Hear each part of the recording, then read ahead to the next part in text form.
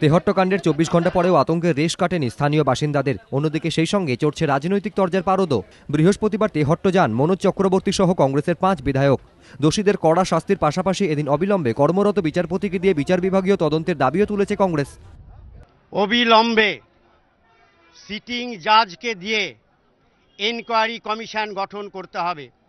যেভাবে হতদরিদ্র পরিবারের মা এবং ছোট্ট একটি মেয়ে বিধবা হলো এবং তার বাচ্চাটা অরফ্যান হয়ে গেল, এ দেখা যায় না, অমানবিক।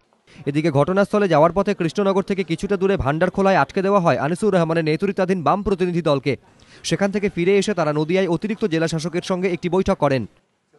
আমরা এই দাবি শুধু জানাচ্ছি যে এই ঘটনা যেমন তদন্ত করবে, তেমনি যাতে আগামী দিনে না ঘটে চেষ্টা করতে হবে। আর সরকারের পক্ষ থেকে তার নেতা মন্ত্রীরা যা বলছে মারাত্মক, সব কিছু চক্রান্ত, এখনো দেখতে বলছি চক্রান্ত। তেহট্টের যে অবস্থা তার উপরে এখন আমরা সজাগ দৃষ্টি রেখেছি। প্রতি মুহূর্তেই আমরা আগামীকাল 10:30টার সময় ডিএম সাহেব আমাদের কালেক্টরেটের যে কনফারেন্স হল আছে সেখানে একটা সর্বদলীয় মিটিং ডেকেছেন এই ব্যাপারে, যাতে আমরা দ্রুত সাধারণ স্বাভাবিক জীবনে ফিরে আসতে পারি।